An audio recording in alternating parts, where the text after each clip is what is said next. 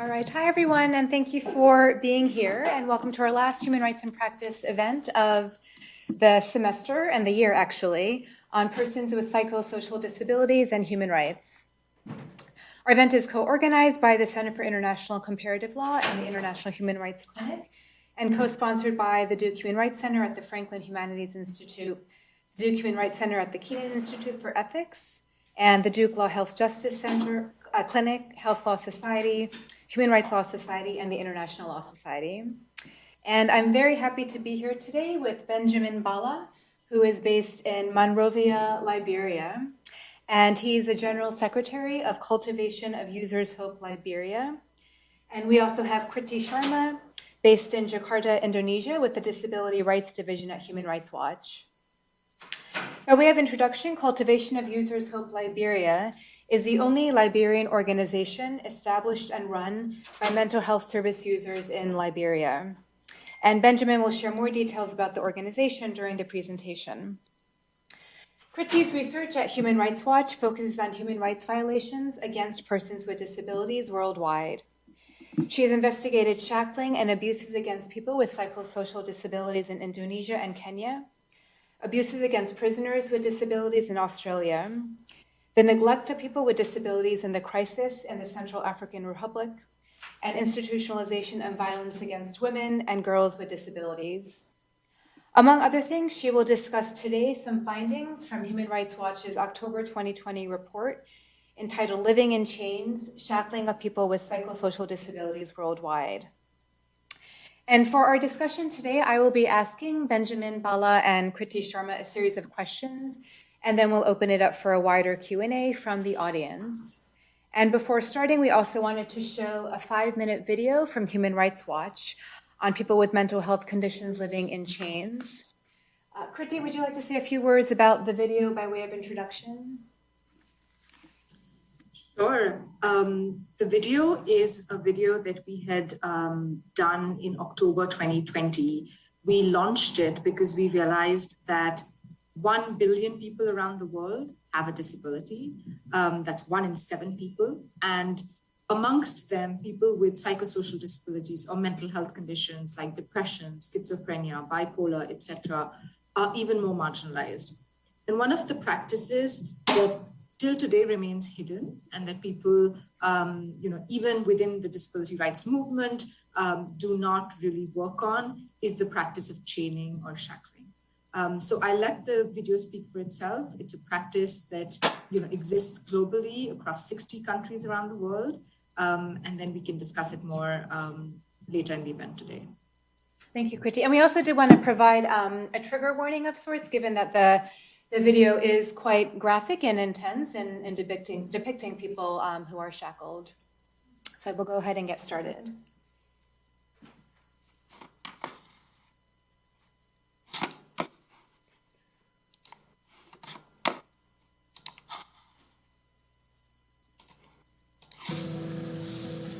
Around the world, hundreds of thousands of people with mental health conditions are shackled, chained or confined in small spaces, sometimes for years at a time. This is Made.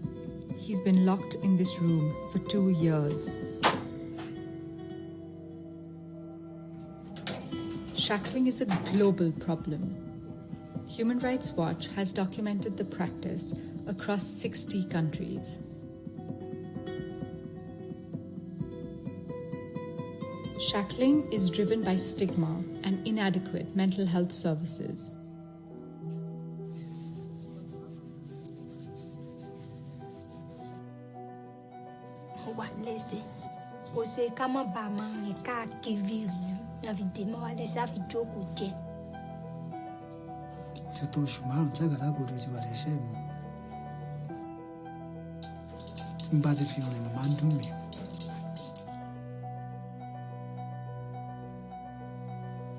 والله ما قلت حالي ودي قصب وقنا ما أقولها بحال لكن توافق غير لا أفرتهم بلاد بيجوا حكمة بركايته والوريق يجي إنت ملا تشوف يو وربنا كده باتبدن بيجوا هيسي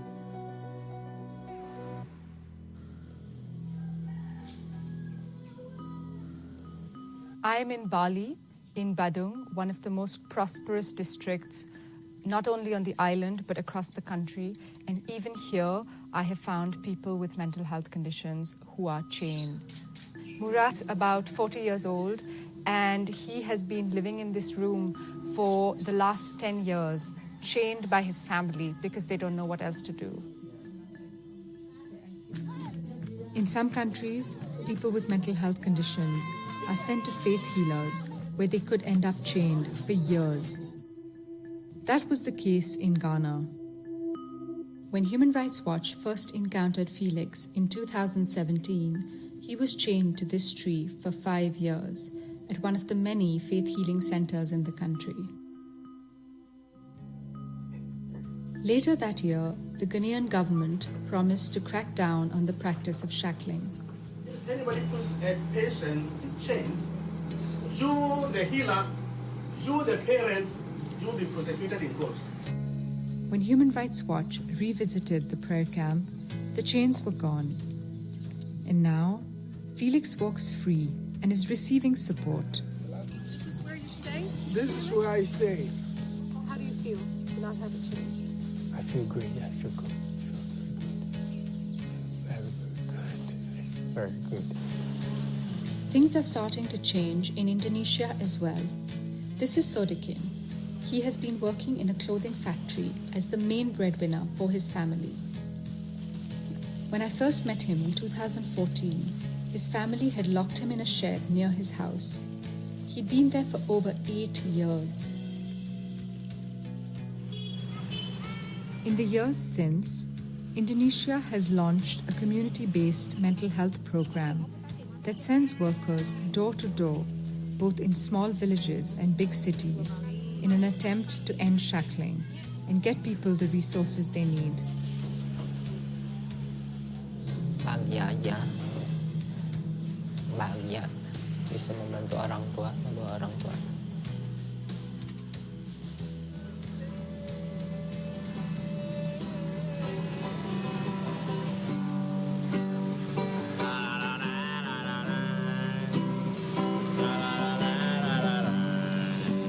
Rumah Berdaya, which literally means empowerment house, is a first-of-its-kind effort to destigmatize mental health by engaging with the community and being a safe space for people with mental health conditions, including those who were formerly in shackles. It's a place to socialize, earn a living. It's an initiative that's working. Human Rights Watch is calling on all governments to ban shackling.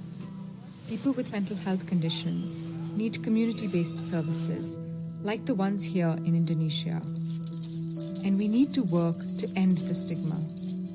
With the right kind of support, people with mental health conditions can live free from chains in the community like everybody else. Minta tolong agar dibuka. Minta tolong agar dibuka pintunya, agar dilepas dari sini. Dan bisa kerja lagi, bisa keluar terus. Ya.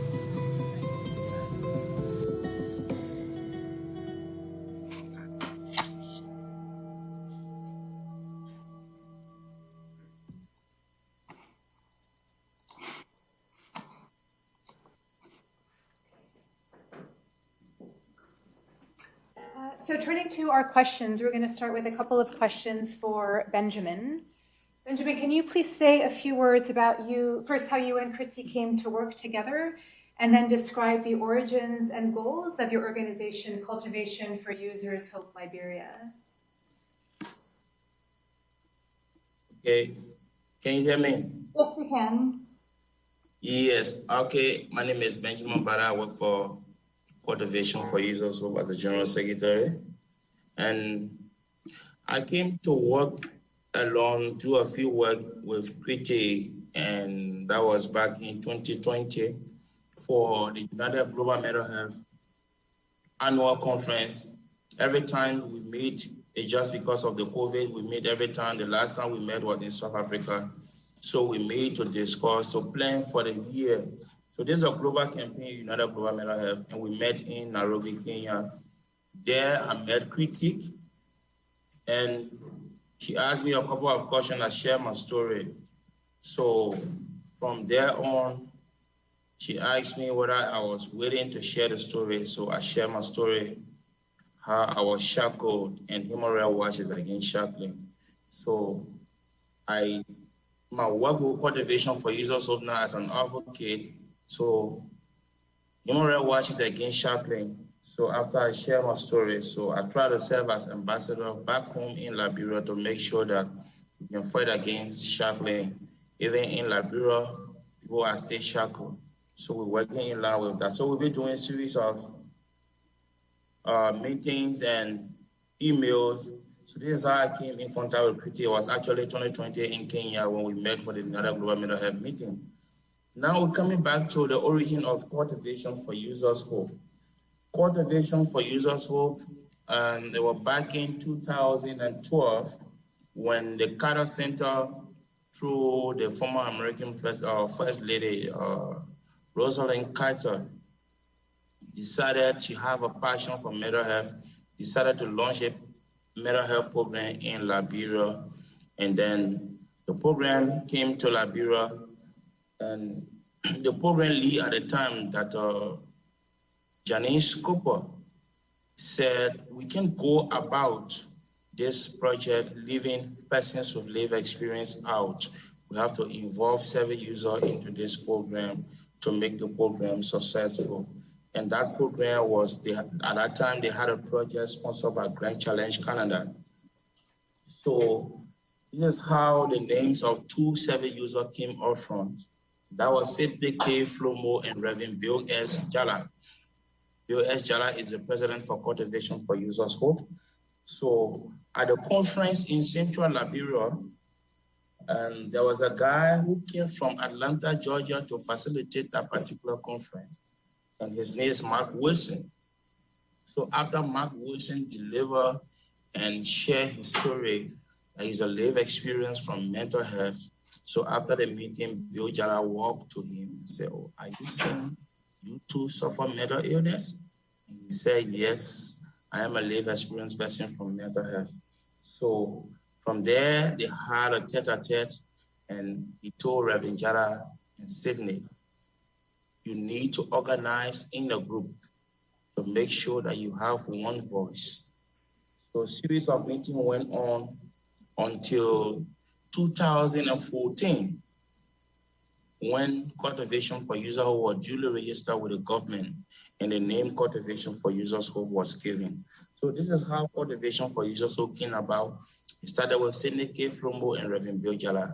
And then 2016, some of us came on board and we started working to advocate, to make sure that persons who live experience, persons in recovery from mental health can have their own right based upon the United Nations Convention on the Rights of Persons with Disability. So this is how Cultivation for Users Hope came about.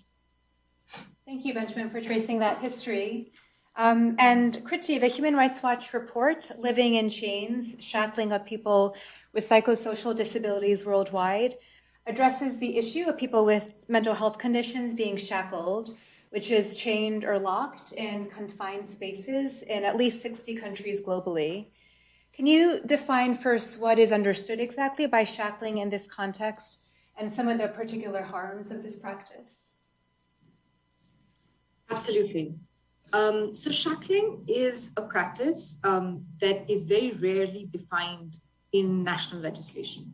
To date, we have found only Indonesia, which actually has a legal definition. The term used is pasung, and it refers to people being shackled in a variety of ways. It could be someone who is chained to a tree, could be someone locked in a goat shed or a chicken coop, confined in very, very small spaces. It could also be someone locked in someone's home, like a room within the house.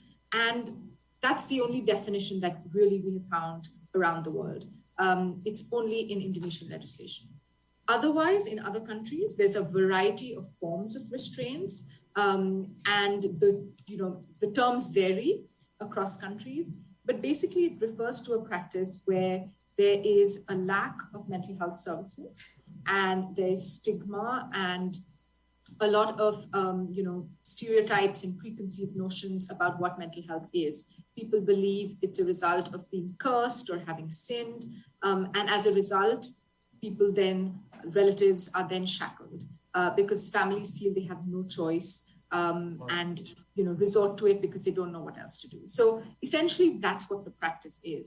And we've worked on this issue for over 8 years now. We started with the work in Ghana, building on it. We looked at Indonesia, Kenya, Nigeria, building up to this global report in 2020. What we found is hundreds of thousands of people with mental health conditions are shackled around the world. Men, women, children, some as young as 10, and people as old as 86 can be chained or locked in confined spaces for weeks, months, or even years. I interviewed a woman who was crouched in a boarded room for 15 years.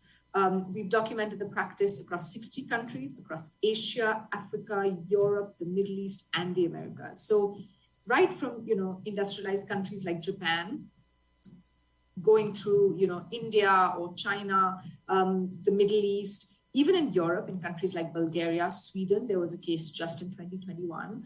And really around the world, we find that this practice exists. And what happens is it really originates from a lack of awareness. Families struggle to cope because governments are failing to provide adequate support and services in the community, including mental health services. And as a result, they feel they have no choice but to shackle their relatives. People are shackled in extremely unsanitary conditions and degrading conditions in homes as well as institutions. So, relatives can be taken to faith healing institutions where they're detained. They can be taken to state or private institutions, including psychiatric hospitals, where they can be shackled. And they are forced to eat, sleep, urinate, and defecate in a tiny area. UN experts agree that this practice amounts to torture. One man in Kenya told me, "I've been chained for 5 years. The chain is so heavy, it makes me sad." He stays in a tiny room with 7 men. He's not allowed to wear clothes, only his underwear. He has to go to the toilet in a bucket. He told me it's not how a human being is supposed to be. A human being should be free. You saw the example of Made from Indonesia in the video. These cases really exist around the world.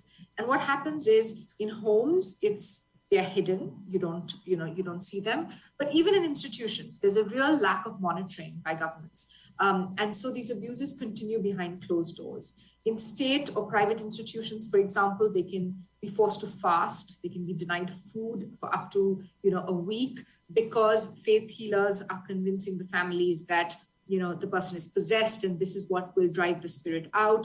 They can be forced to take medication, including herbal concoctions. They can face physical and sexual violence. So it's really a range of abuses that start once you are shackled. And that's what we've really documented. Thank you, Kati. And Benjamin, turning back to you, I know that Cultivation for Users Hope engages in a really wide range of different activities, including community engagement, different outreach work, and also providing psychosocial support. Can you talk more about the different activities that you engage in as an organization? Yes, as an organization, Cultivation for Users of an Advocacy Group, we are a group of lived experience people, as you said in your introductory program or opening statement, that we advocate for all persons at all levels to make sure that we live on an equal basis with others, in line with the United Nations Convention on the Rights of Persons with Disability. Our activities include recovery management. People provide medication like MSF and other people, and after recovery, what happened when the person recovers? So they need economic empowerment, they need recovery. So we work with the person to make sure that they maintain that recovery. For me, I've been living in recovery for over 15 years now. So advocacy for human rights also. We advocate to make sure that we know our own rights and in line with the United Nations Convention on the Rights of Persons with Disability. We also do community outreach. The stigma around mental health conditions is too high. So we work to make sure that we reduce some of that stigma It's not easy to get rid of it, but we try to make sure to educate people about mental health conditions, that persons with mental health condition, if they are treated with some dignity, they are able to contribute also to society. We also do family support. We support families in making sure we are not into treatment, but we make sure we talk to family members so that they can take good care of their loved ones, to provide good care for their loved ones. That persons with that mental health conditions is now witchcraft, because in Africa, other people believe that mental health conditions are witchcraft, or it is because of the person's fault.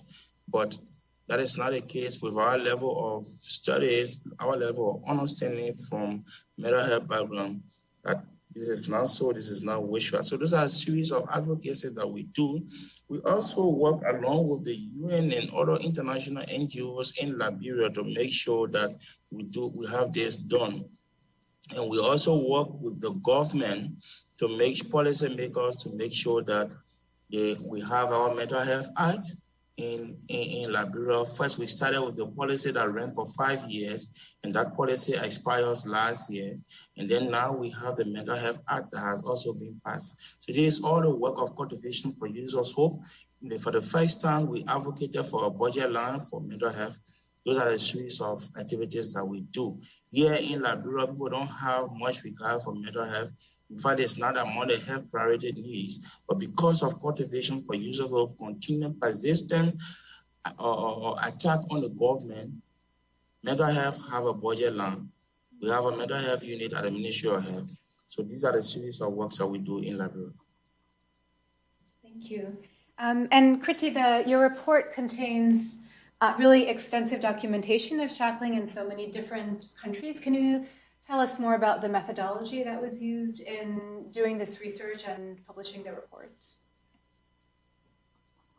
Absolutely. So this is a report that's been in the making for over 8 years and really builds on national level research. What is unique about this issue is that very few organizations at the national level work on documenting the practice of shackling. Internationally, Human Rights Watch is one of the few that's really looking at this practice. So there's very little data available. There's no numbers on number of people shackled. So we really had to start at ground zero. How do we start documenting this practice that's so hidden that even neighbors don't know about? And how do we come at an accurate figure? So that's really where we started. Indonesia, for example, is one of the few countries where the practice is banned since 1977. And so they've started collecting data on it. And in Indonesia, they found that 57,000 people with mental health conditions had been shackled at least once in their lives. The problem with this issue is that people can go in and out of shackling. So you can be shackled, you can be rescued or freed by the government or a civil society organization. You can be taken and you can be supported in a number of ways, given mental health medication, etc.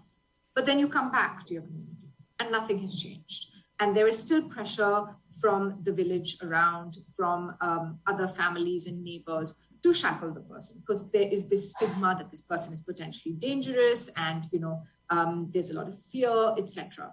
So people can be freed and then go back to shackling, and this is an endless cycle. And so it's very hard to collect this type of data. So what we did is we actually partnered with a number of external partners to really see how we could collect this at a global scale.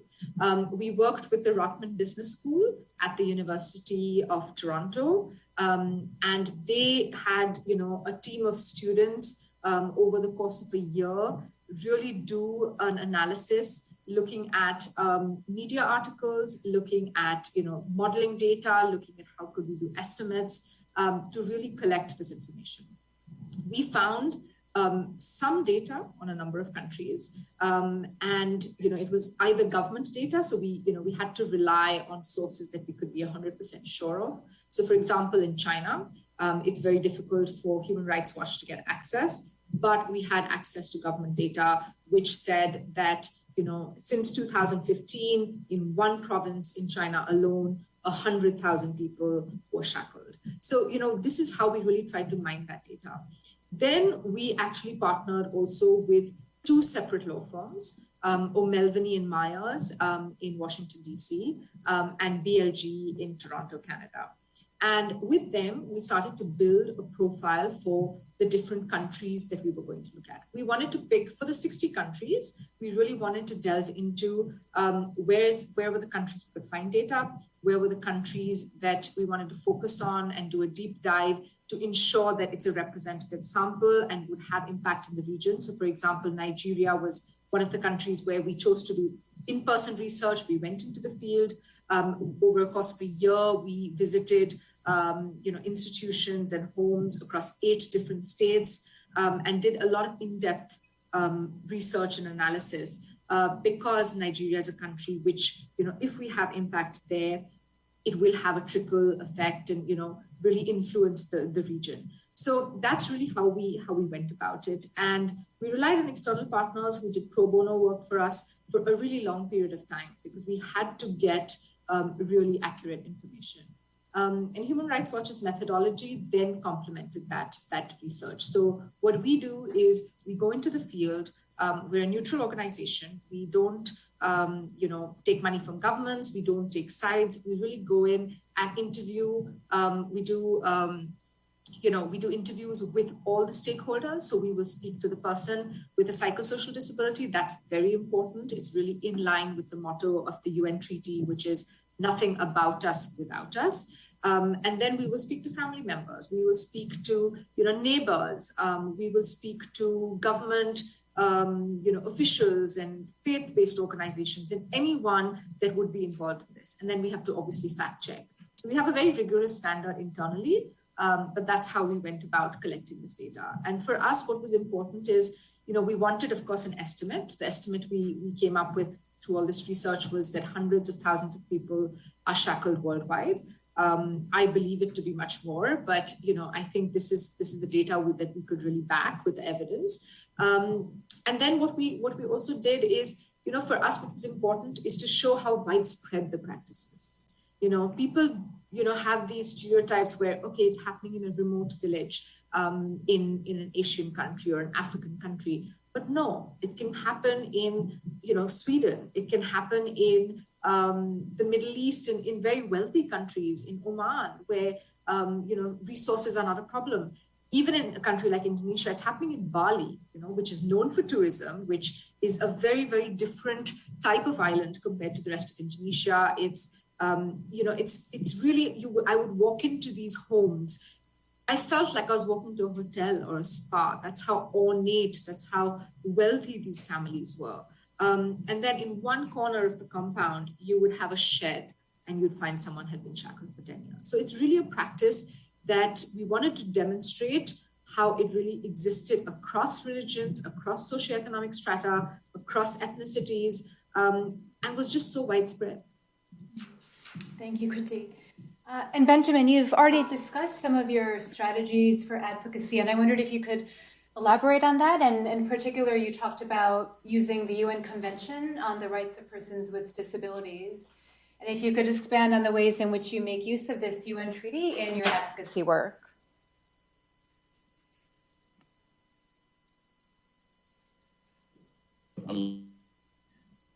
Okay, so in our advocacy work, we are working on the toolkit on training on United Nations Convention on the Rights of Persons with Disability. We did a training before, so we worked along with the Carter Center to make sure that we have the training again as a refresher for persons with lived experience to have their own, to know their own right. Then we work with the WHO office here in Liberia. We did a documentary with them when the Queen of Belgium was visiting Liberia, the ASCOT Division for Users. So we have a means of agriculture project we are running here, and we took them there where we did some documentary, and we were able to, I think they are still supposed to get back to us with that documentary, and after it's completed, they will also get back to us with that. So Reverend Jara also was able, along with the UN, in 2019, he represented us to the United Nations General Assembly, where he showcased some of the things that we do. We were also represented in Atlanta, Georgia, when we had the Maryland CDC requested all of persons with psychosocial disability. They wanted to know what are some work that we do. Reverend Jala represented us there in the United States also. So those are some of the work that we do along with the UN, and we believe that most of our strategies we have now is we trying to move into universities to see how best we can have some research analysts to make sure that they provide some data. Some of this work that we do, that on the international scene will be able to provide some data that Kriti and the Human Rights Watch are doing. Right now, the WHO report is coming up. Or shortly, the report will be coming up. Code of Vision for Users who also contributed. I think I was able to share my story there, and I also contributed to that story. Recently, I just confirmed, and that report will be coming out also. So those are some of the advocacy work that we do to make sure that we as persons with lived experience, it's no longer about me. For me, I know how to manage my recovery.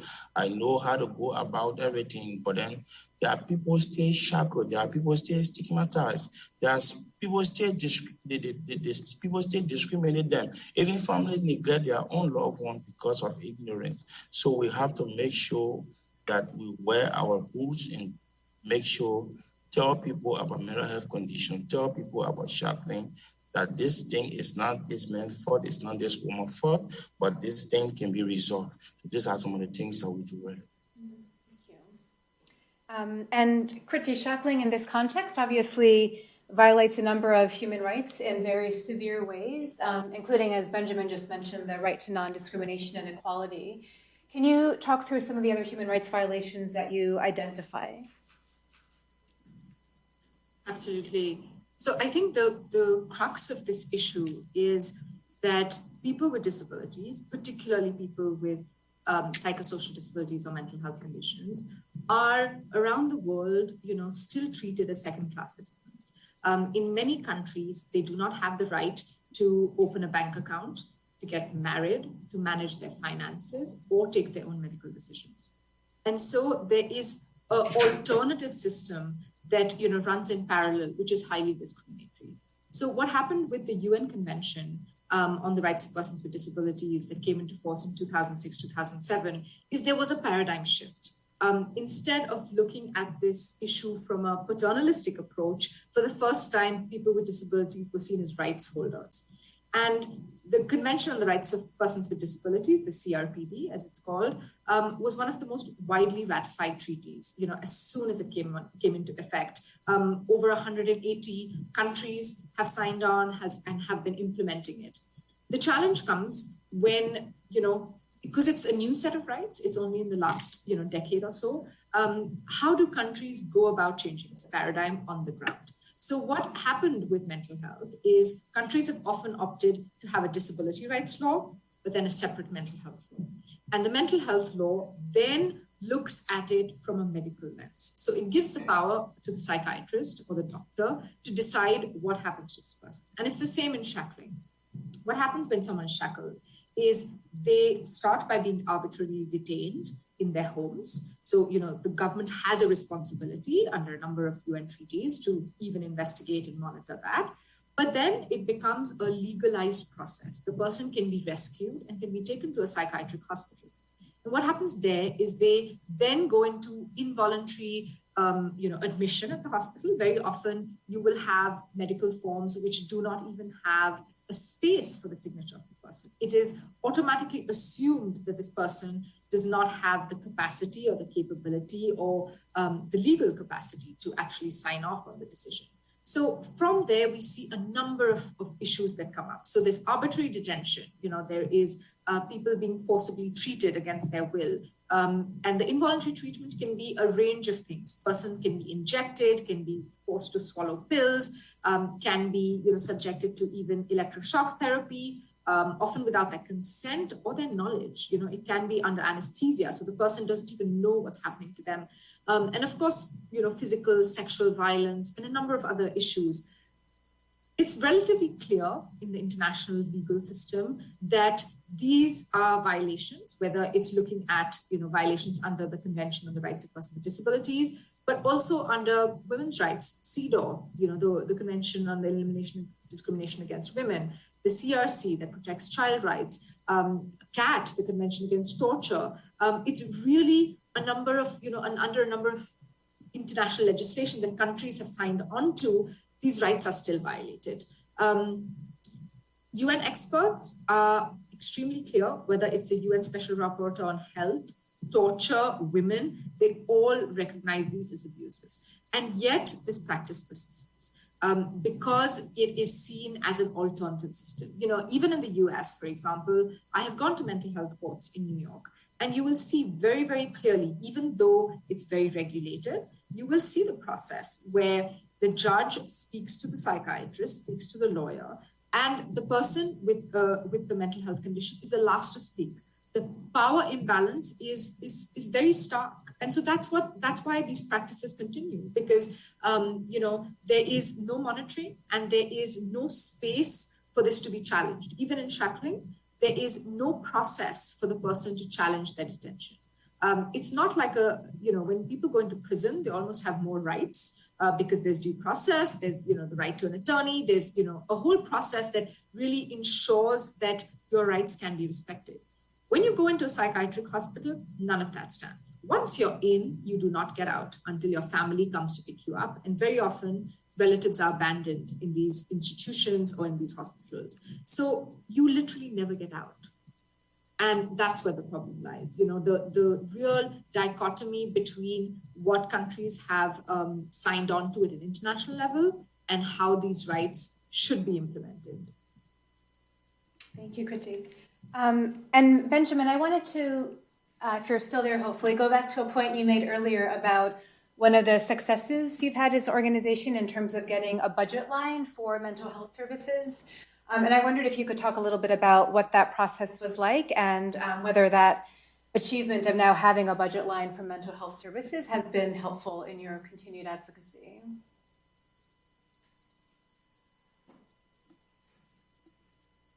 Liberia have a fiscal policy, and in our budget line, on the history of this country, there has been no budget line for mental health. So we thought that as an achievement for Cultivation for Users Hope, to make sure that we advocate with our lawmakers to make sure we have, because in our own country, we do the budget like this, the executive do the budget and send it to the House of Parliament where they will appropriate money for various ministries and agencies. So in the health budget, there has never been a budget line for mental health.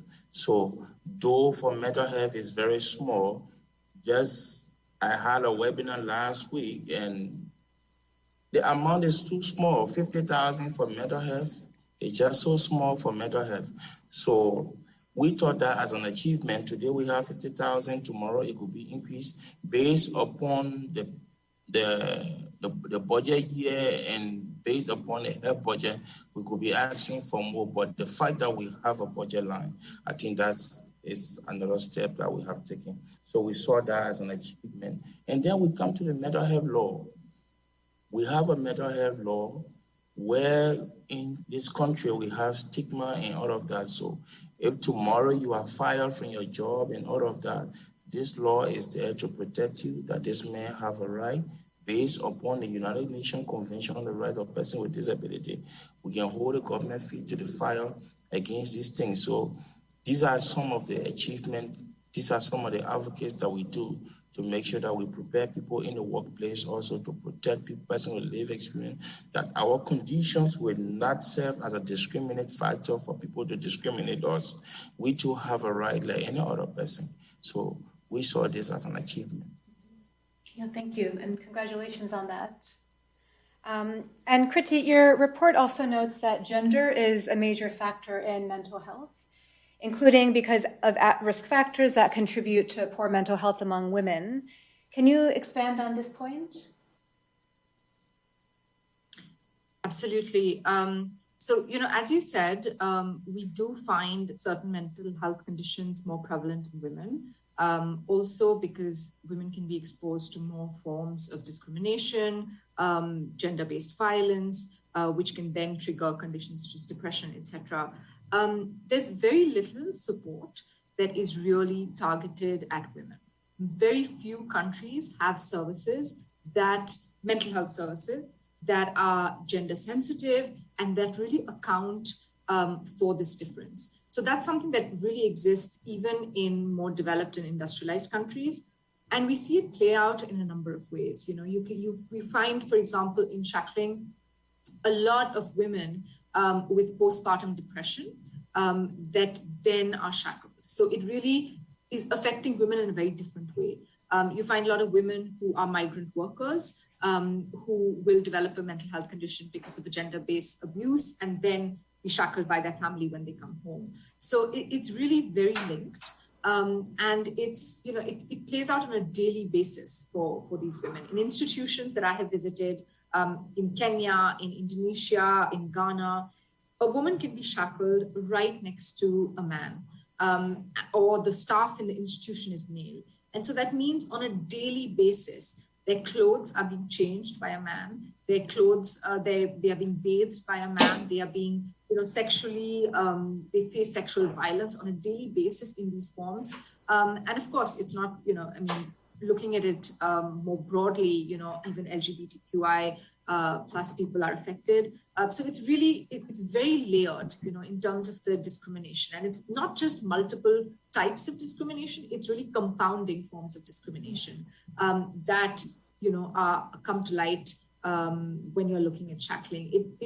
And there's no response that really includes them. When you look at the government services that are being provided in some countries, women are not taken into account. It can be something as simple as having a support person who is a woman. It can be someone else, when you go to a primary health center, especially in more conservative countries, even taking an example of Indonesia, a woman who is Muslim, who wears a veil, goes to a primary health center, and then the person who's providing support is a man. And she may not feel comfortable talking about this. Even when she is rescued from chains and she's taken there, she is not going to have a response that really gives her a comprehensive and gender sensitive service. And so it really affects women very differently. Thank you. And then just one final question to each of you, and then we'll open it up for questions from the audience. So audience members, start thinking about questions, please. So a question on recommendations and next steps. And so first to you, Benjamin, in your work with Cultivation for Users' Hope, and also based on some of your own personal experiences that you've alluded to, what would you like this audience of law students and advocates to take away in terms of what needs to be done in this area and what steps we might be able to take to contribute to those efforts? What I would like for these aspiring lawyers and these future lawyers to take away from this meeting today is that persons with psychosocial disability can have or live experience person from mental health, that they can advocate for discrimination. We have been discriminated in the workplace. We are not allowed certain jobs to do. Those persons with lived experience are qualified certain jobs based upon their conditions. When they know your history, you won't have that job. They believe that people believe that persons with mental health conditions are violent. Persons with mental health conditions are unintelligent and all of that. So we have been discriminated, our rights have been violated. When you have a government scholarship or you have a scholarship from international donors where persons with lived experience apply and they are qualified, they want to study, they will be denied that scholarship based upon their conditions. So this group of aspiring lawyers can make sure they advocate for us that we too have a right to work, we too have a right to be educated. So that's all I can say.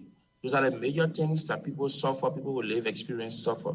They are denied education, they are denied work, even if they are qualified based upon their history. look at me. When I first came into this advocacy group or Court of Action for Youth also, I decided not to tell my story. I decided to shy away because I felt, because I'm also a school teacher, I'm a primary school teacher. So I thought by sharing my story, maybe the system would get to know my history. Maybe those, then we have this in Liberia, you call people with mental health condition, mad people, crazy people. It's about, can you find this man in the classroom teaching? So I felt intimidated to say this story, but I was encouraged by the president of Court of Action for Youth, that's Reverend Bio Jara, and he said, but based upon these laws, and he started naming some laws and the policies and all of that. I said, okay, but then these things can serve as a guidance for me. So the Convention on the Right of Persons with Disability, those things have made us brave to make sure we can stay. When I first met Kriti, she asked me in Nairobi, can you share your story? I said, yes. So our story is a weapon, not for me, but I say these things to make sure that people out there can also come out front to make sure that they join us in the fight, so we can advocate for people with mental health conditions, so we can help to eradicate this thing called stigma, this thing called shackling. It's not a group practice. I was shackled, I went through it, I know what happened. So that's all I can say, that these aspiring lawyers to make sure that they advocate along with us, that persons with lived experience from mental health or psychosocial disability can have a right to education, can have a right to jobs. Thank you so much. Thank you very much, Benjamin. And finally, Kriti, your report includes a really wide range of recommendations to different stakeholders, including governments, donors, and also faith healing centers and faith-based organizations.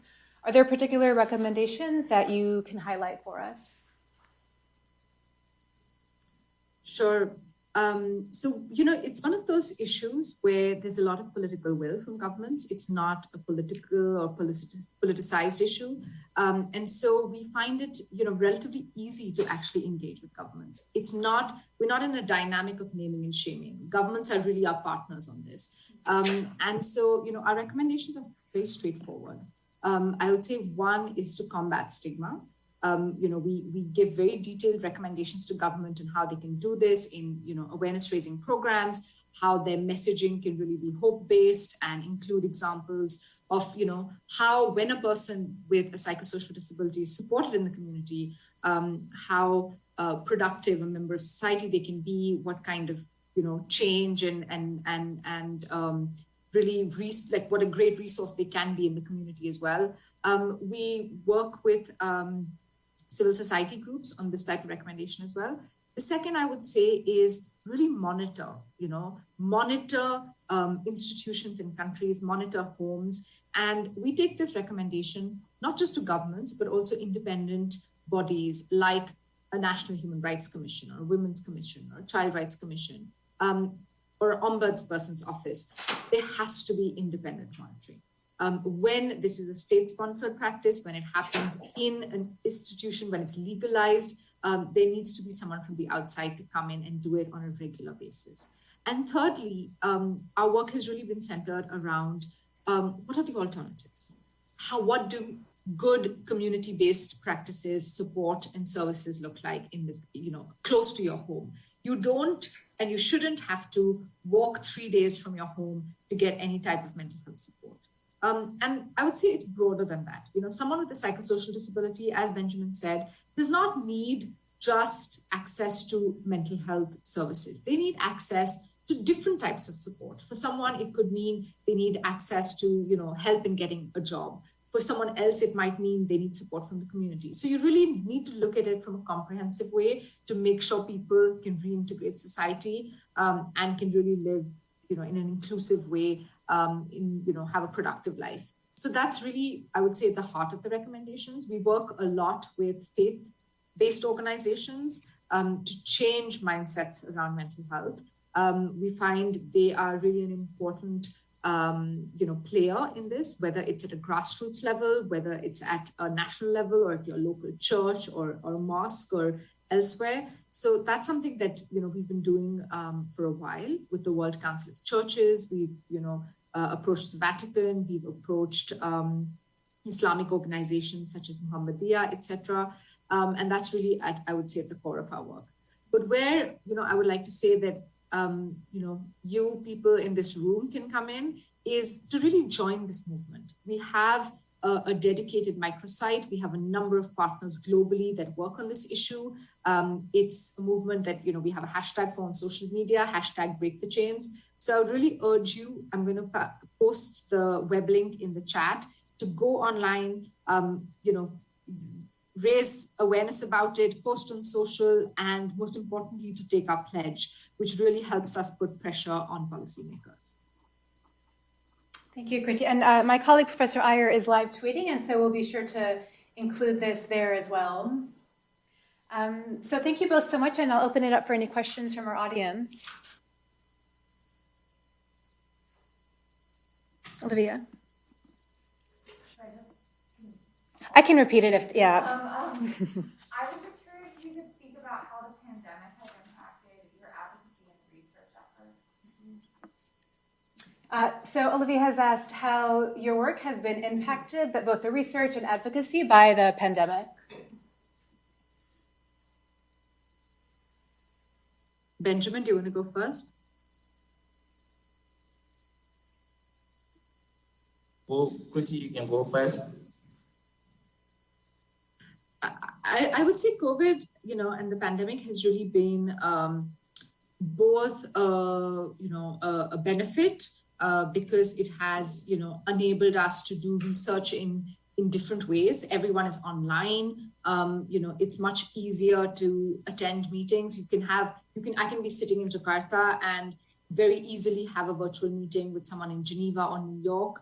And that meeting will be successful and productive because everyone is online. So, there have been such benefits.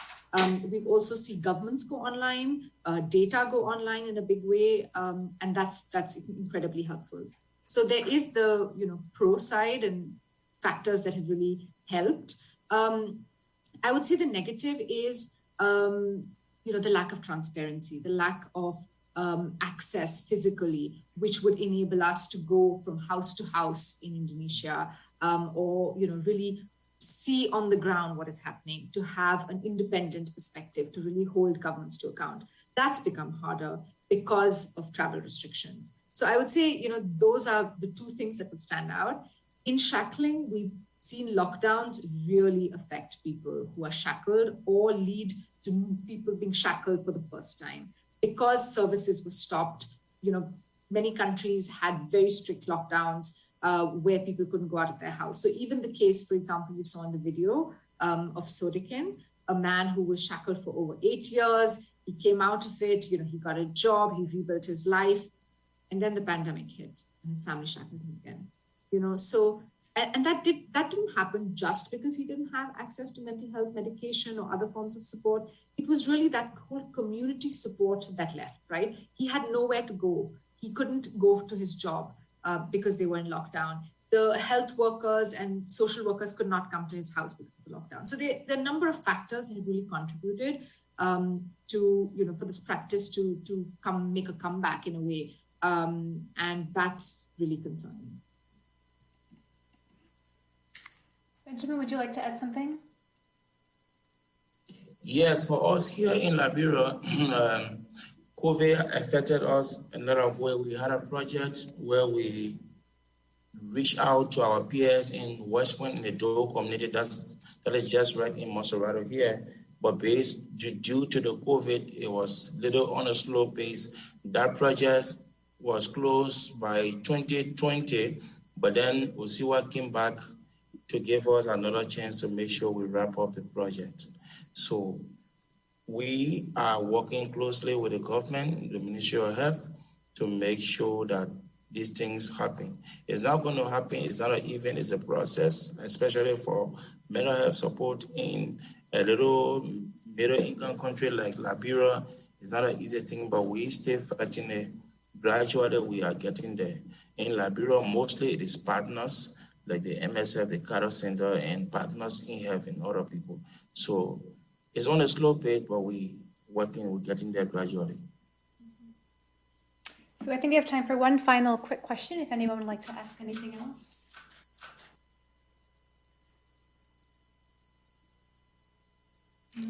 Yeah, Claire. I'm thinking about like how widespread it is, and how I guess on one hand, like having 60 different countries can make that point of how widespread it is as an advocacy strategy. But on the other hand, I guess I was wondering, like the difficulty of like tailoring the advocacy then to each country, and how you approach that.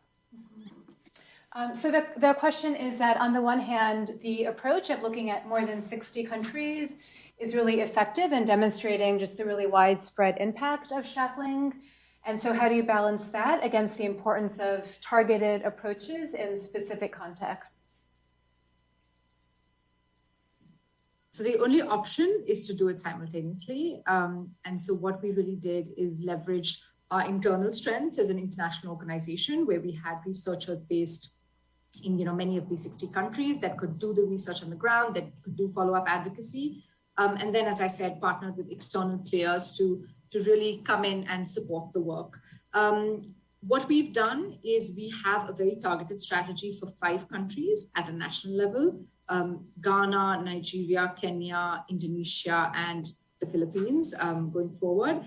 And then we also target, our advocacy at regional bodies. So we are working with the European Union, with the African Union, looking at a number of regional players that could have an impact in their funding, could have an impact in their policies, and then, of course, internationally as well. At the UN, working with international organizations like WHO that have really, provided a lot of tools on how the mental health system can be changed. And then obviously parallelly also working with faith organizations. We really have to take, both parallel tracks to get traction. And, we're very conscious that it's a long-term fight. It's not something that is going to change today. Even raising awareness of this practice helps change it. Since we released the report in 2020, we are already seeing, we're making very, very systematic submissions into the UN system, for example. Every treaty has a committee that reviews, a country's compliance with it. And for every review where we have evidence, we make a submission on every single treaty. So it's a lot of work, but we are seeing that change. Mexico just, the CRPD committee just reviewed Mexico and their human rights record in terms of disability rights.